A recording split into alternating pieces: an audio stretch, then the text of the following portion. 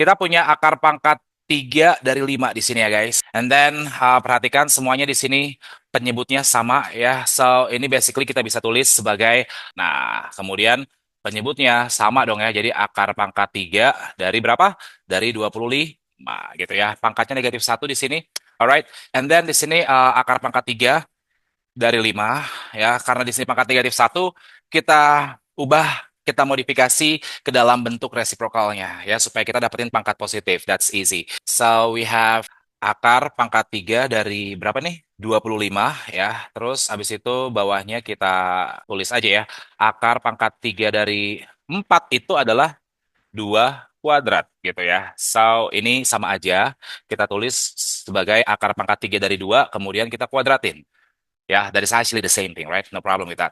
Again, minus berapa nih? Akar pangkat 3 dari 2, kemudian ditambah 1 ya, karena akar pangkat 3 dari 1 ya sama dengan 1 ya. Kemudian tutup kurung, pangkat 1, alright? Nah, selanjutnya di sini, akar pangkat 3 dari 5 kita kalikan aja ke akar pangkat 3 dari 25 ya. Sama dengan akar pangkat 3 125, which means sama dengan 5 gitu ya. Clear.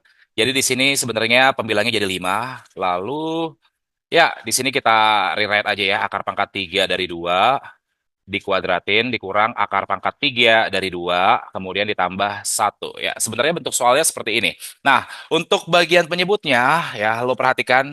Nah, untuk bagian penyebutnya itu sebenarnya, ya, sebenarnya kalau kita bisa misalkan, ya, misalkan akar pangkat 3 dari 2 itu sama dengan kotak. Nah, perhatikan ya guys. Kotak itu kita misalkan sebagai akar pangkat 3 dari 2. Ya, so bentuk ini sebenarnya adalah, alright. Nah, ini dia part yang penting. Bentuk yang ini sebenarnya kita bisa dapatkan ya dari bentuk ekspansi conjugate polinomial ya. Polinomial derajat berapa? Polinomial derajat 3. Perhatikan bahwa ini ya adalah ini, ya enggak? Alright, gitu ya. Lalu kita balikin lagi ke nilai kotaknya, di mana kotak itu sama dengan apa? Sama dengan akar pangkat 3 dari 2. Nah, inilah yang kita bisa substitusi ke sini. Akar pangkat 3 dari 2 ditambah 1, ini dua-duanya kita pangkatin 3, ya enggak?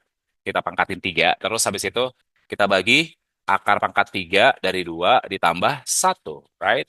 Nah, ini bakal sama dengan 5 dikali, ya ini kita ubah ke dalam bentuk resiprokalnya, karena kita udah mengubah pembagian jadi perkalian, ingat ya? Alright, so kita dapat hasilnya adalah 5 per 3 dikali akar pangkat 3 dari 2 ditambah 1. What is the final answer, then? Ya, jawaban yang betul adalah jawaban yang B gitu ya.